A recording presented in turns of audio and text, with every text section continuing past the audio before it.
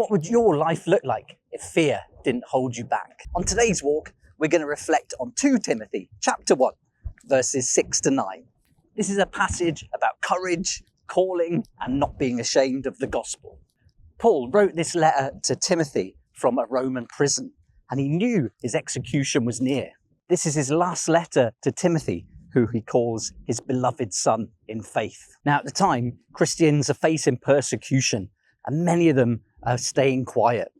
But Paul's urging Timothy not to shrink back, but to stay bold, stand firm in the faith, and keep sharing the gospel. He's about to give his life for Jesus, and in his final letter, he's encouraging Timothy and others to stay strong and keep sharing the gospel. I can't imagine the fear that these Christians were experiencing at the time. And for me, all I've got to worry about is being more open with my faith and sharing it here on YouTube. But for them, it was a matter of life or death. So while I feel a little bit scared of stepping out and sharing my faith, and if that's something that you're about to do, you might be feeling it as well. But it's nothing when we compare it to what they went through. We can really feel the weight of this letter. But for me, it's an amazing reminder that fear doesn't come from God.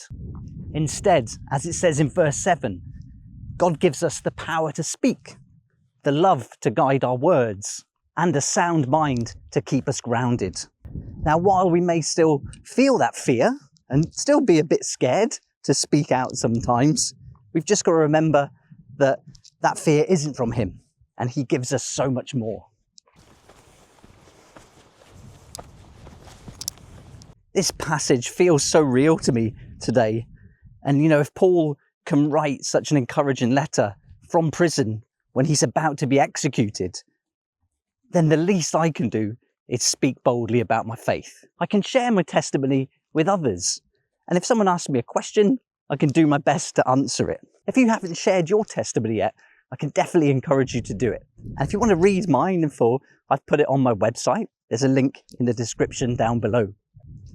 I still felt that fear when I pressed the publish button on my first video, and I know I'll feel it again probably when I publish this one. But I'm going to do it anyway. I'm going to move towards that fear. I'm not going to let it control me, and I'm going to trust that God's got my back. This passage has been really good to make me ask myself, where am I letting fear control my life? And I'd invite you to do the same. Definitely read this passage today and ask yourself the same question.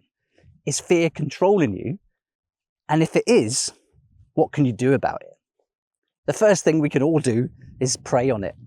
And this is something we can go to God with. We can ask God to help us to stay bold, not to be ashamed of our testimony and the gospel, and to share it at every opportunity we get. And that's what Paul did in his darkest time. In that moment where his life was about to be taken, his focus was to keep sharing the gospel and encourage others to do so. What a fantastic piece of scripture to read and reflect on. Don't live in fear, but live boldly with faith, trust, and love. What a great message. All right, that's it for today. Thanks for watching, and I look forward to seeing you here next time.